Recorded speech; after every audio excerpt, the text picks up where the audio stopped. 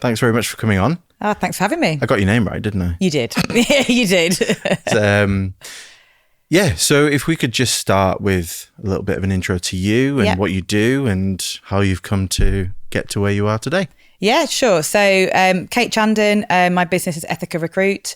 It's been going just over 3 years and recruitment business supporting the FMCG sector.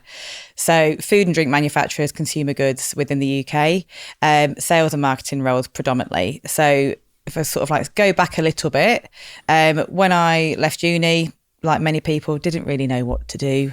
Did a marketing degree, thought, don't want to do that. Fell into recruitment. Again, like lots of people do, you come out, you fall into jobs, don't you? And did recruitment for a little bit and didn't really like it, to be honest, and thought, yeah, maybe this isn't for me. Went on to still carry on working in sales, but I went to work for Heineken. So I was a rep for Heineken. Loved that job. It was amazing. All the events. Free beer. And then I worked for Fox's Biscuits in Sunny Batley. So I worked with them. And then I worked for Seabrook Crisps. So worked for Seabrook Crisps when we kind of went from a local, little sort of like local crisp brand to a national brand, which was great. Then went on maternity leave and had sort of 3 children. Did a few bits and pieces, but didn't really kind of settle back into what I would call a career.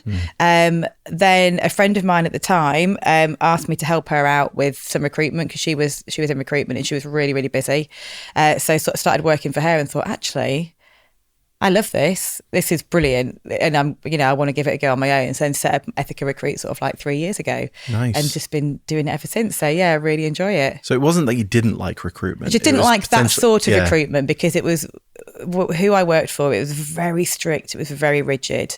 And it was just didn't suit my personality.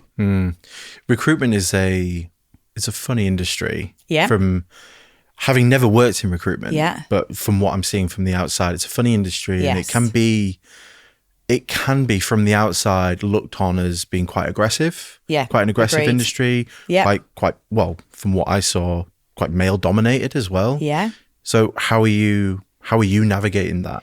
Yeah. So I am very different in my approach. So I do get a lot of feedback. You speak to potential clients, not so much from a little bit from the candidate side, just because they might have been let down before and not had feedback, or they've gone for an interview and just never heard from that recruiter again, which is really bad. It's really bad service. And that's why I set up Ethica Recruit. Ethical, it's like actually just doing what you say you're going to do. So letting the candidate know whatever point they're at in their journey. I've been in that position where I've been seeking a new opportunity, looking for a job, and there's nothing more frustrating than going for an interview and not having any feedback or not being told, or it being like 2 weeks, or it's like just let people know, just do the right thing. But from a client point of view, that's definitely something that I feel needs to change in the industry. There are a lot of good recruiters out there. There absolutely are some amazing recruiters out there. There are a lot of bad recruiters as well. It can be quite a fast paced. And I think that puts pressure on them recruiters to potentially drop the ball a little bit and be a little bit aggressive. Now, because it's my own business, yes, I work for myself, but I do know that if you work for a larger, sort of bigger corporate organisation, a multi-site kind of operator, you've got high targets. It's a very high turnover of staff because it's quite aggressive, and it is literally like boom, boom, boom, boom, boom, boom, boom. So I have a totally different approach to it. I've experienced it. So when you ring potential clients and you say, "Hi, it's Kate from Ethica Recruit," and you go, you're like, look, just give me like 30 seconds of your time. It's like, I get it, I'm a recruiter. Most people do not want to talk to me. And you don't need to talk to me unless you have a need. So I understand that absolutely. But I work with clients on a long-term basis. So I am an extension of their business. So I deal a lot with business size, probably between, I'd say, like 30, 40 people up to sort of like 100, 200 people. Wow. Now, at that level, they probably haven't got their own HR department. They might have an HR consultant that they work with that will do their contracts, their policies and procedures, but they haven't got someone to help them navigate through that recruitment process. So I like to work with clients that will let me in and be part of their business, so I can meet the key people in their business. And if people let me in, then I can really add value to them, really understand their business, it is not just about matching a job spec to a set of skills. It goes much deeper than that, because if I get to know the client, I know what their culture's like. I know what kind of personalities will fit in their team. And I know straight away who is the right person for the job. Absolutely 99% of the time I get it right. And I think, yeah, absolutely. You know, that's the person. I never tell the client, but I'm like, yeah, I knew it'd be that person. And I don't really just send candidates over for the sake of it. If I've got a candidate and I've only got one candidate that is the right person, I'll only send one person. There is no point sending 3 or 4 others for the sake of it. Some clients like that and they want to have a bit of a benchmark, which is fine. But, if you've only got one person, I don't then think, I need to get 4 people to get me interviews, to get the placement. I've got one person for the job. That's it. Yeah. That's all I will send. It's a funny one with hiring, because I've experienced this as well. And I went out to the market when I had a need. Yeah. When actually I should have gone out 6 months before. Yeah. Because I knew this was coming. Yeah. But it became about quantifying the cost and that kind of thing. But it was the best decision we ever made as a business, was going out to a recruiter and a headhunter. So I'm a big believer in what you do. I think it's just a case of what is it that's setting you aside from all the other ones from doing a good job or a bad job. And obviously you're industry specific, which is amazing. Yeah. And I've worked in that industry. So that's what I get it. I've worked in FMCG myself. I understand it. I understand the clients. I understand what the retailers want. I understand the rules of engagement of the retailers. I understand where your margin needs to be. I get it. I just get it because I've been there and I've been on the other side of the table. So I know what makes a good person within that sales team. Yeah. So you're bringing that wealth of industry knowledge with you. So you can be actually on both sides. Yeah. Because you've been both the job seeker. Yes. And within that business, I guess that's kind of a competitive advantage that you might have then, because a lot of people don't do that. Yeah, most people haven't worked in the industry that they're recruiting for, whether that be IT or tech or whatever it might be. They haven't actually had those jobs, whereas I've had those jobs. So absolutely. But I think it is about understanding that yes, recruitment is a cost to your business, but understanding the cost of not using a recruiter is massive. It's not just about the recruitment fee. Because actually recruiters, especially the way I operate, we put a lot of time and energy into filling that one placement. And people say, it's easy. It's not easy. It's absolutely not. It's a really, really time consuming job. And the better relationship I can have with my clients, the more they can let me into their business, the better the result. Absolutely. But, it is a cost, but the cost of not using a recruiter is massive, because it's not just about the monetary cost, it's about the time. It's the time that someone's taking to sift through all of those applications that are coming through, looking at interviews, schedule interviews with people, interviewing people that might not be right for they might look great on paper, but you interview them and straight away you think, no. Well, a recruiter can take all of that out for you and just leave you with the best of the best. So it's a really, succinct process after that. So they're worth the weight in gold, recruiters, in my mind, absolutely. Yeah. I mean, it's one of those as well, because obviously if they do have an HR department, that person probably didn't sign on to be a talent manager or a head of people or whatever, head of recruitment for that business. So they might not have that specific skill set, just like, in my industry, not all marketing managers are paid specialists, that kind of thing. So and HR is massive, and I do work with quite a few HR, independent sort of consultants, and recruitment isn't one of their skills. It's very normal to have HR consultants do policies, procedures, help with employment law, any issues, grievances, etc. But the recruitment, they don't normally do. No. Because it is a specific skill. It's huge. And then you're also assuming that as a manager, as a sales director, for example, or a marketing director, that you've got a team and right, okay, you need a new person in your team because you've won a new account, you've got some new business, right, go and recruit somebody. It's like, how? I've never done this before. What do I do? And short of just writing a job advert, you've got to write a job advert that's attractive as well. I know it sounds really silly, but a job advert can speak volumes to people. And it's actually right. And even understanding how to write that, what language to use, making sure it's inclusive.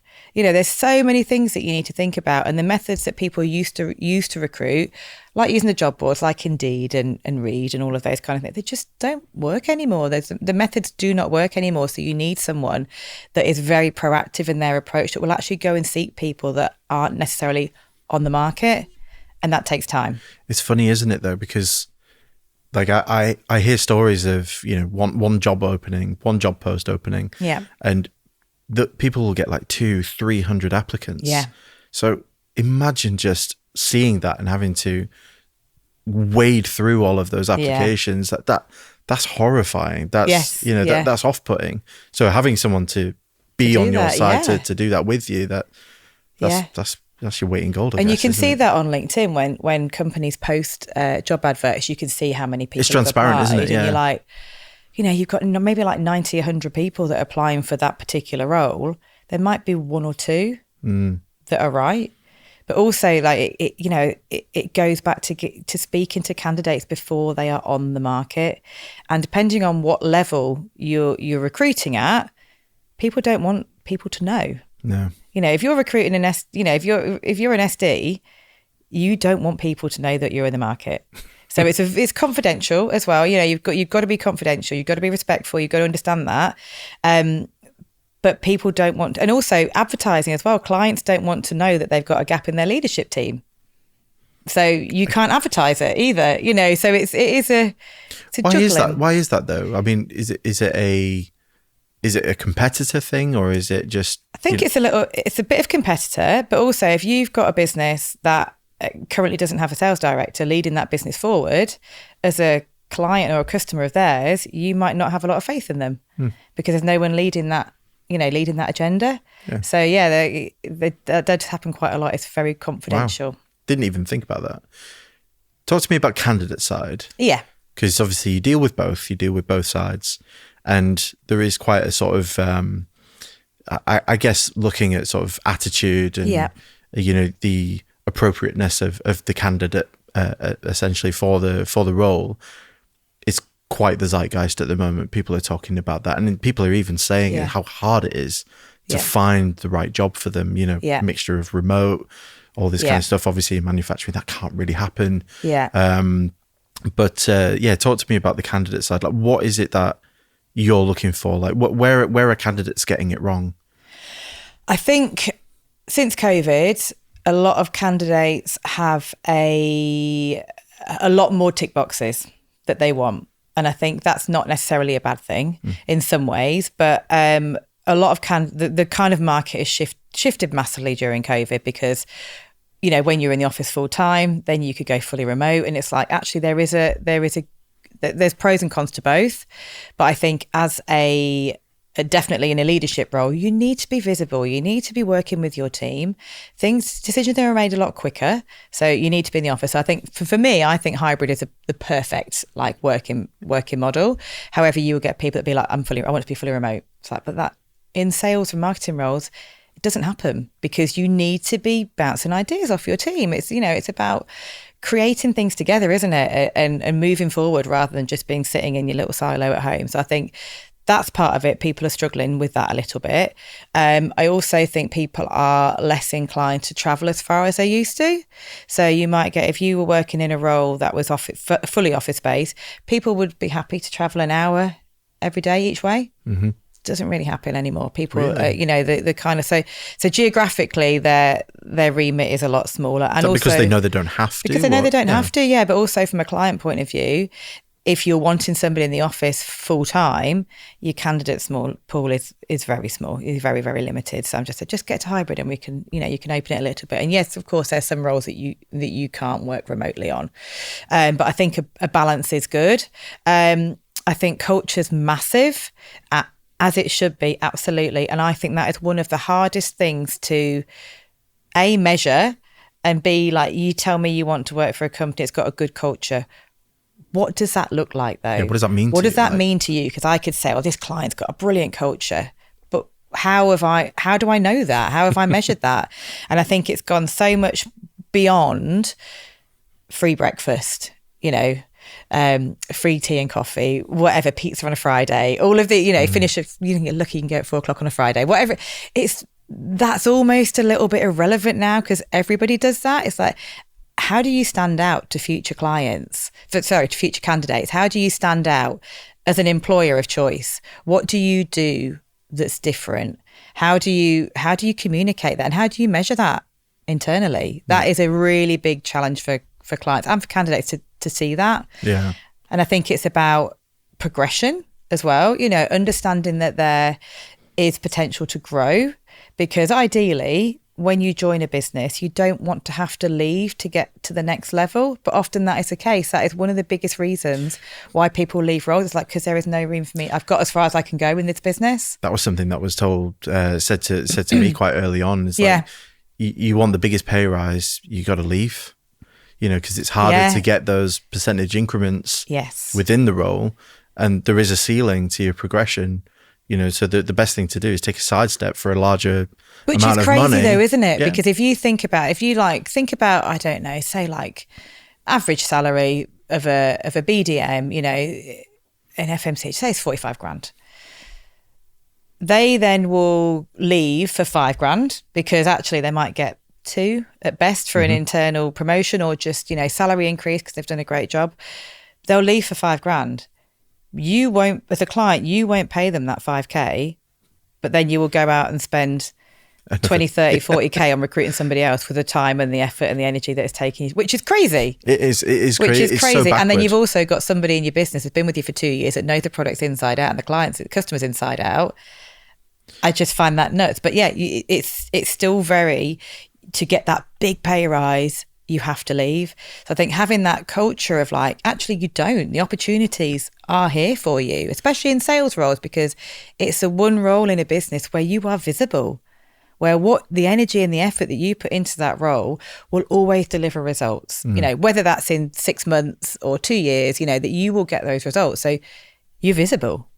So I don't understand how we're a little bit backward in that sometimes. There is this thing though with, and I've seen it with my own eyes, but you see it with people talking about it as well. Like there seems to be a culture, especially in this country, where the work ethic has dipped and people want everything for nothing. Yeah. And I'm making a huge generalization there, but and I know I am, but for people to, but I've experienced this myself as well. People wanting pay rises just for time served rather than, milestones hit. And, the leadership team are trying their best to potentially mitigate that situation. Yeah. But then they're like, well, if you don't give me this, I'll just leave.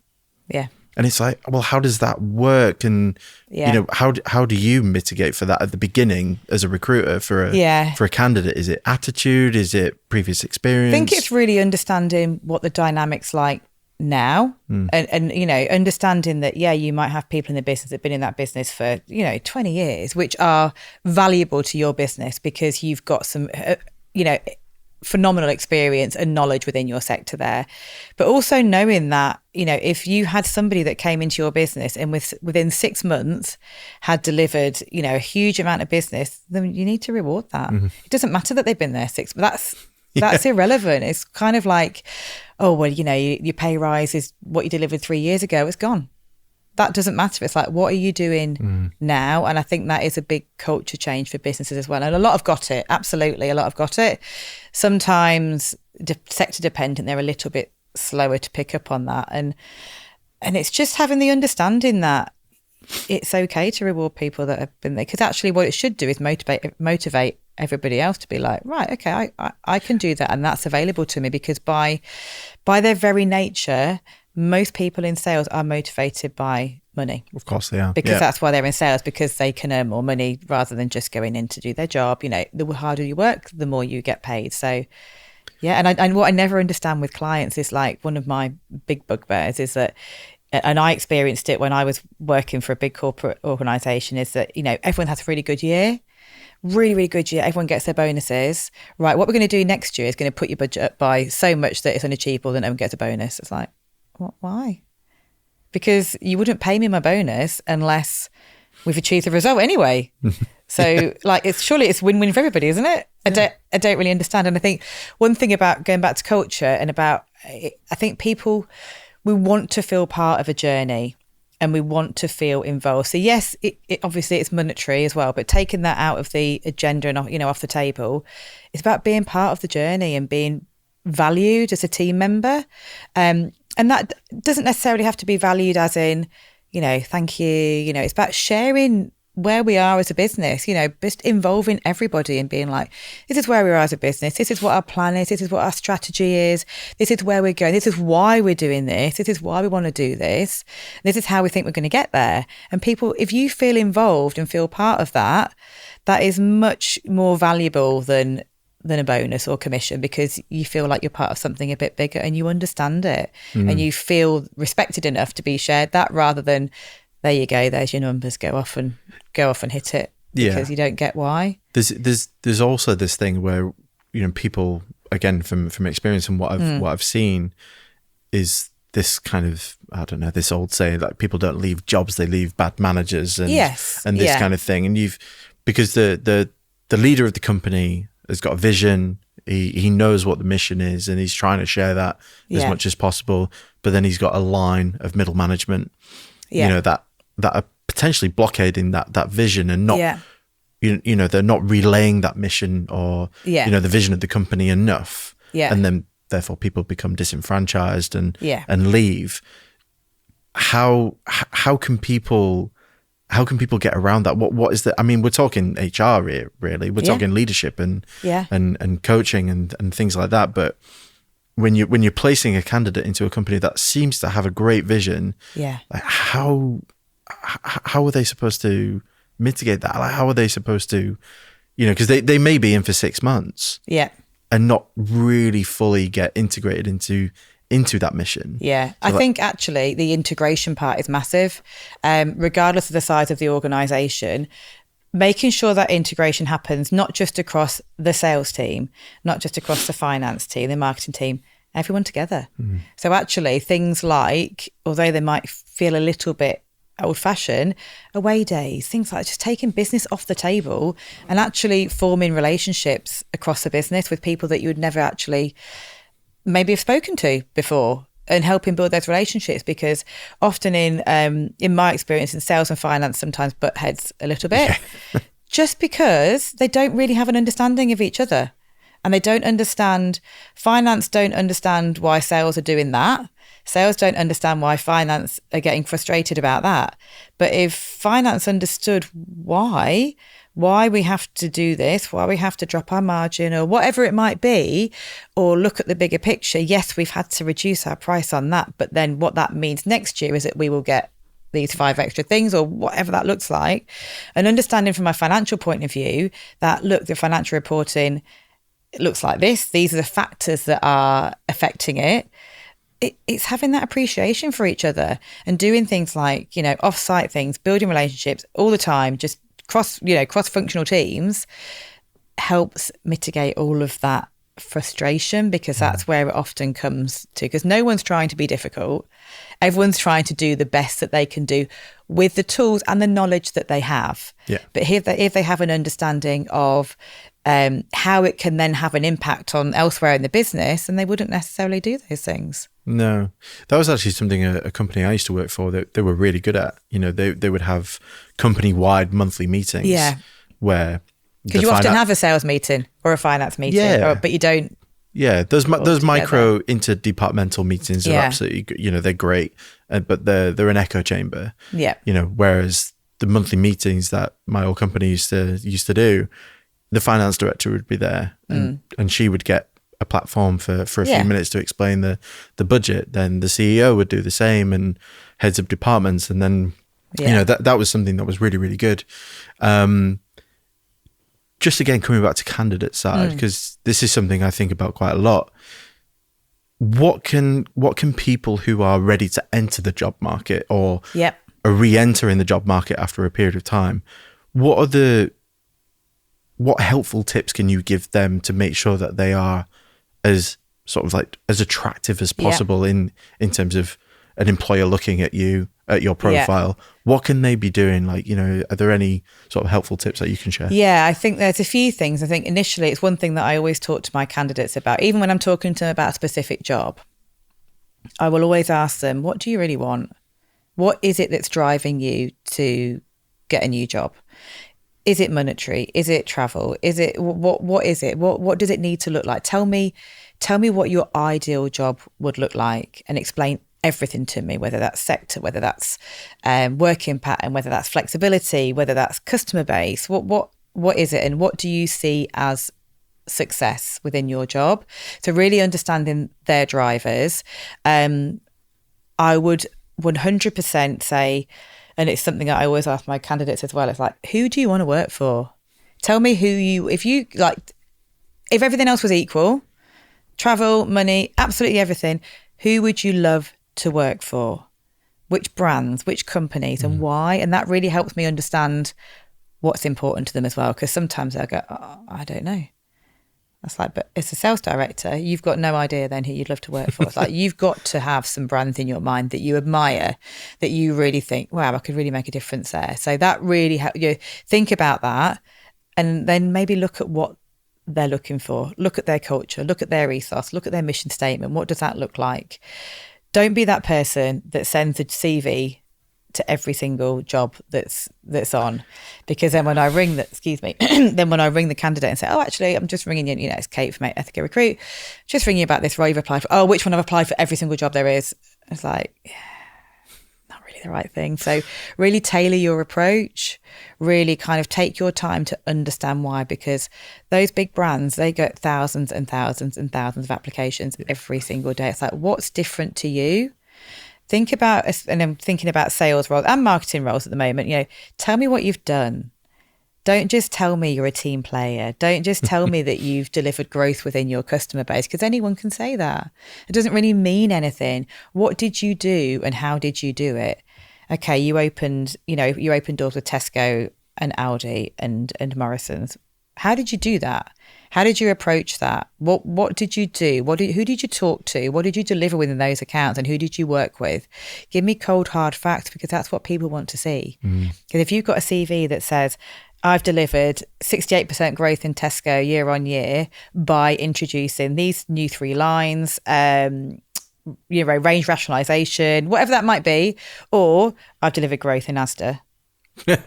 The amount of CVs that do come across my desk that don't have any quantitative value to them is nuts. Is the CV not dead? I don't think so. Really?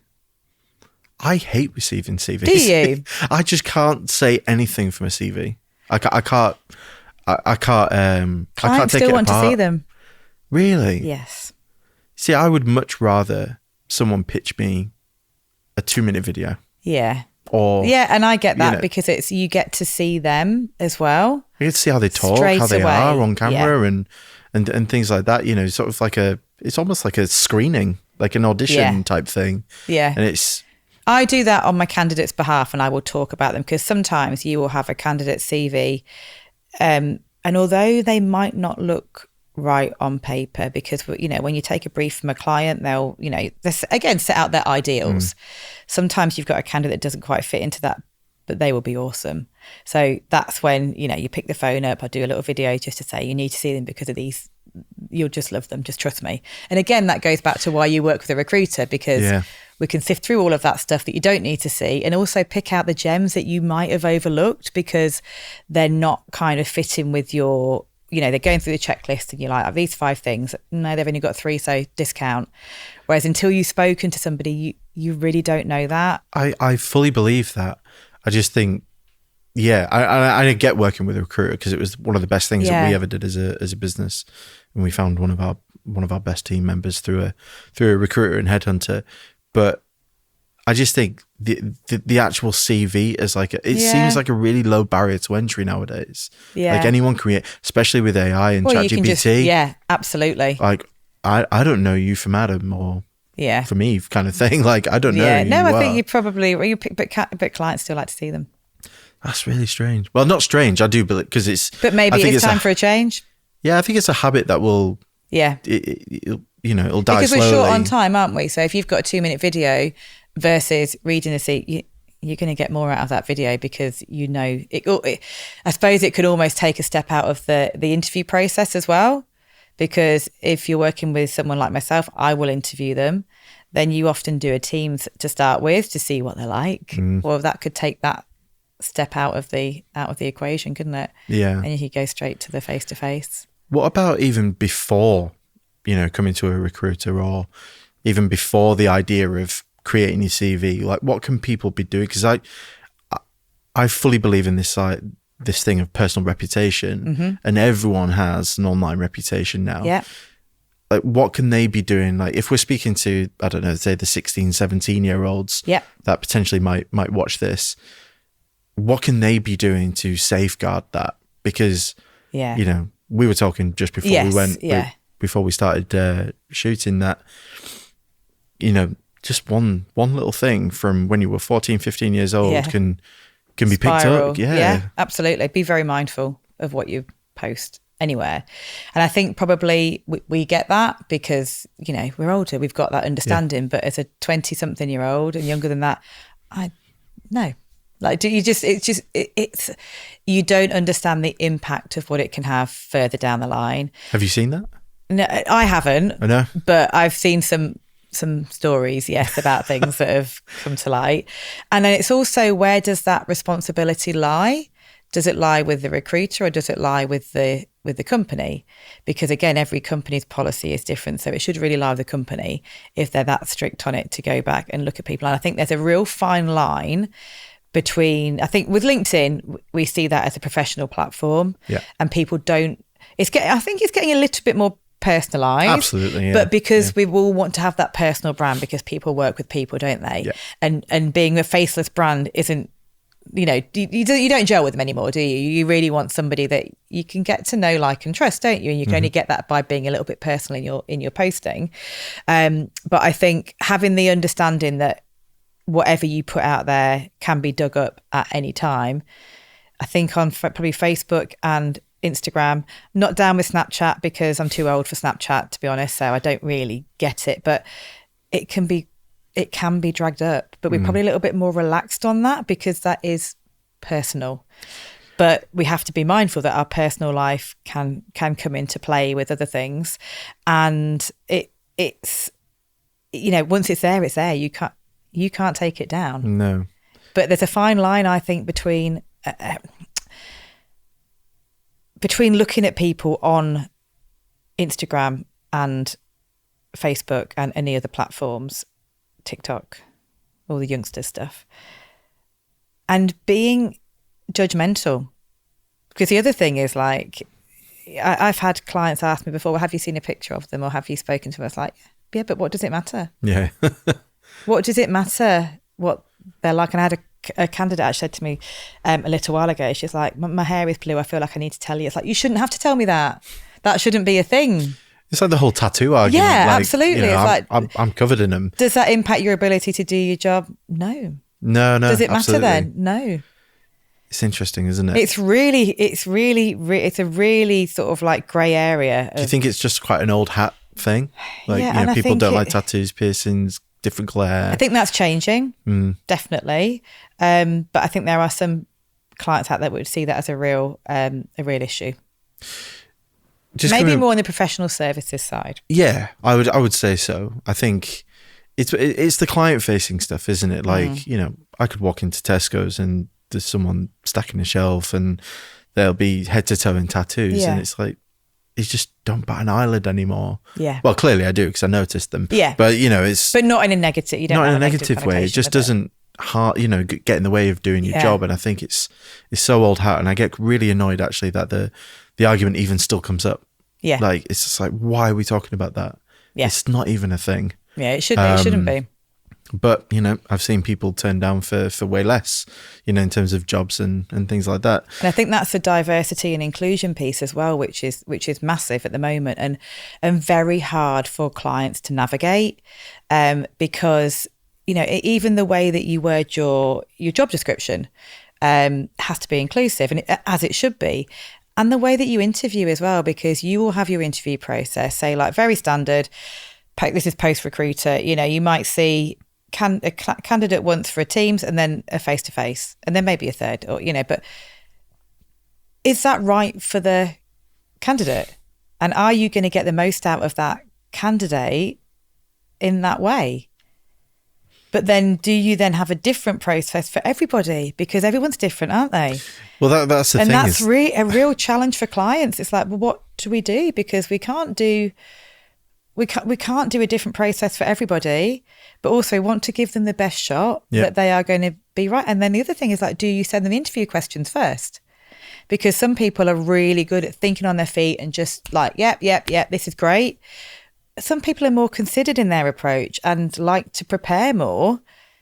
So therefore they should be given the best opportunity to see those questions first. I don't know. It's like, it's a real challenge. I don't think there's a simple answer to this, because it's a complex issue. Yes. And, you're always wary of simplicity in those kinds of scenarios. But, obviously there seems to be quite a topical, it seems to be quite topical around like neurodivergency within companies now, and how can they be a bit more accommodating for neurodivergent people? And what have you experienced that, or not really? Is that something you're speaking about with your clients? It's absolutely something I'm speaking about and trying to guide people through that, because like you said, there isn't a one size fits all solution, but it's about, I think a lot of it's just about being respectful and having an appreciation for other people, and understanding that somebody learns that way and somebody learns better that way. It's just like, some people are visual learners, aren't they? Some people are audible learners, and we understand that, but it's like, how does that then translate into the workplace? How do we support people in the workplace, whatever their connotations are, however they work best? How do we make sure that we get the best out of them and they feel the most secure and safe in their workplace to deliver what they want to deliver? And how do we do that? I don't know the answer to that, but I think a lot of it is just about respect and understanding that everyone's different. I think that's fair. How's AI changing the game for you? It's just in recruitment? Blowing my mind, in all honesty. I think it is an absolutely brilliant, I think it's whatever role you work in, it can make your job so much easier, but it's understanding, and I think this is where it falls down quite a lot, understanding how you can use it in the right way. Because there are lots of things that we can do, and we were talking about this earlier, and there's so much you can do that it can support you. It can make the mundane tasks, you can automate them yourself, which is great, but you will never get away, in my view, of personal connection is where it's at, especially in recruitment, because, I've seen these things where people have been interviewed by AI, and it's like, that's crazy, because how do you get the measure of somebody? Because when you're interviewing a candidate, it's not just about asking them a set of questions and matching the answers up to what you want it to, what you kind of want them to say. But you get a feeling. You get a feel for somebody, and you just get a feeling. You're like, that he's a really good guy. He's great. He will do, he'll be really good in X, Y, Z. And da-da. How do you, you can't teach AI to do that. No. Not yet. But so how, and I get it, the big companies are using it, really big corporate companies are using it to sift everything out. But again, like what I said before, so you might miss somebody, you might miss an absolute diamond because they haven't fitted that profile that you set up and you've taught AI to match it to. Is there room for both? Yeah, absolutely. I 100% think there is room for both. How might both work together, do you think? I don't know that yet. But I think there's lots of ways that you can, AI is just, it's such an incredible thing that we've got at our fingertips now, that everybody has got at their fingertips. And it is understanding how we can use that, getting the best out of it, but still being human as well. I think this is the thing that's kind of coming out. I'm listening to a podcast at the moment with Simon Sinek. Yeah. And he's talking about, the replacement of jobs, but it's not the replacement. It's just the jobs are changing. Jobs are changing, aren't they? Yeah, absolutely. But there will always be a need for humanity. Yeah. Like it's the humanity in the role and what have you. And I think recruitment definitely is one of those. Like it's a people business. Yeah, absolutely. What can an AI or what can agentic AI or a computer understand about a person? It's not it can't understand the nuances of a person, can it? No, absolutely. But also knowing that we can use AI in our jobs, and that's okay. Of course. It's not cheating. Some people are like, it's okay, it's not cheating. But then I suppose on the flip side, if you're a candidate and you are on a Teams interview and someone's asking you a question and then you just put it into ChatGPT on your other screen, that's hard. Yeah. How do you police that? I don't think you can really, not at the moment. I think but again, that goes back to why you need that human interaction, because whatever the answers say, you still get a feeling about that person. You've mentioned that twice now, and I think I'd be keen to like explore that a bit further. Like, just what is that feeling? Like, what does it feel like when you know that you're speaking to the right person for that job? It just feels exciting because you know that I had a candidate a little while ago who's actually gone into an organisation probably about 18 months ago, and I knew when I first spoke to him, he was just amazing. He was just so like driven, motivated, inspiring, like, loads of skills. He had actually done really well in his current role. The classic of he got as far as he could go in his current role. And I just approached this one of my clients, just said, you need to see him. I said, I know you've not got a job. I know that you haven't got a job at the moment, but he is so right for your organisation and they spoke to him, they met him, they were like, yeah, 100%, you are right. He's absolutely, and we will, it took probably about a year to find the right role in the organisation for him, but he's gone on and he's been promoted 3 times within that business. Wow. But you just know, it's really hard I can't quantify it for you, but that's when you've got a good relationship with your client and not just one person in that organisation, like multiple touch points in that organisation, that you get to know their culture, you get to know what they like and who thrives in that industry and that, in that kind of sector and that culture, and then you find that right candidate and you're like, yeah, it's match made in heaven. So this is obviously but you can't teach AI that. Yeah, no, you definitely I don't, not yet. Yeah. Who knows? We can't see around the corner. Yeah. It's an inflection point. We focus on growth. Yeah. We focus on business growth, and we know that growth can come through people. Mm-hmm. What is it for you? Like, what does growth in a company through people mean for you? Like, obviously, just having the right person is great, but how do they thrive? How can they and you as a company help them grow? Because it is, at the end of the day, it is quantifiable. They are going to be looking at the bottom line. Yeah. How can they improve that bottom line through what you do? You know what? Sometimes yes, as a recruiter, I put people into businesses. However, sometimes it's not always about that. Sometimes it's working with the team to understand, like, somebody, usually what triggers an opportunity and a job role is either somebody leaving a business or a management change. That always absolutely triggers, because they will just overview, see what's going on and checking they've got things in the right places. Or the business is growing. So they're kind of like the 3 things that usually trigger a new role that's come on board. Now, sometimes it's actually, especially when someone's left a business, it's working with the team to understand, yes, you've got a need. Yes, you've got somebody that's left. Do you still need somebody in that position? Or do you actually need to realign your current team? Or do you need to retrain some of your current team? Because it might be that you have always had a business that's very been led heavy on the retail side, but that might have been 3 years ago where the retail side was, say, 75% of your business and online was 25%. Now it might have flipped, but your structure's still the same.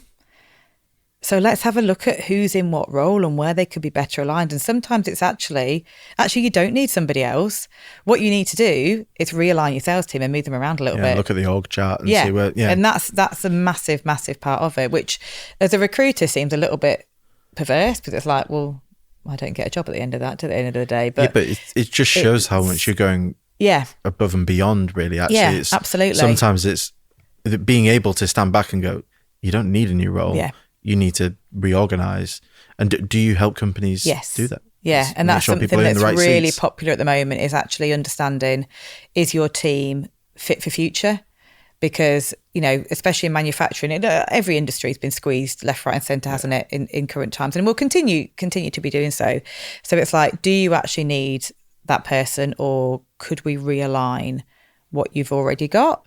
That's not to say you might not need somebody else in 6 months' time, but right now that person could be better aligned there. And also going back to the culture piece would actually be amazing for your culture, because you potentially are offering promotions and expanding people's skill set as well, and coaching them in an area that they didn't, they didn't necessarily come on board to do, but they've expanded their skill set as well. So surely that's win-win for everybody. That's really interesting. So that's something about your role that I didn't know. Yeah. I didn't know you went into companies and can do that. Yeah. So that making sure people are in the right seats actually is a huge. But we all get a blinker, don't we? We all get sort of like, right, let's go, do. And then it's like, actually, we don't need that. And sometimes you just need to pause and think, no, you're right, because we don't need that person. Or sometimes it's like, actually, yeah, but we do need two people, but somewhere else we didn't think we needed them. Yeah. So yeah, that is part of it. It's interesting, isn't it? Sometimes people think they know what they want. Yeah. But it's not necessarily what they need. Yeah. Yeah, exactly. Amazing. So we're kind of just coming to the end now, but how can people get a hold of you if they want to just inquire or just have a chat initially to whether you're a candidate or a client? Yeah, drop me an email, kate@ethicarecruit.com. I'm on LinkedIn, on Insta, Facebook, not quite TikTok yet, but getting there. But yeah, they're the main places to get in touch with me. Fantastic. Brilliant. Thank you so much for coming on. Oh, thanks for having me. Really appreciate it. This was great. It was an eye-opener for me. Yeah, I've enjoyed it. Thank you. Nice one.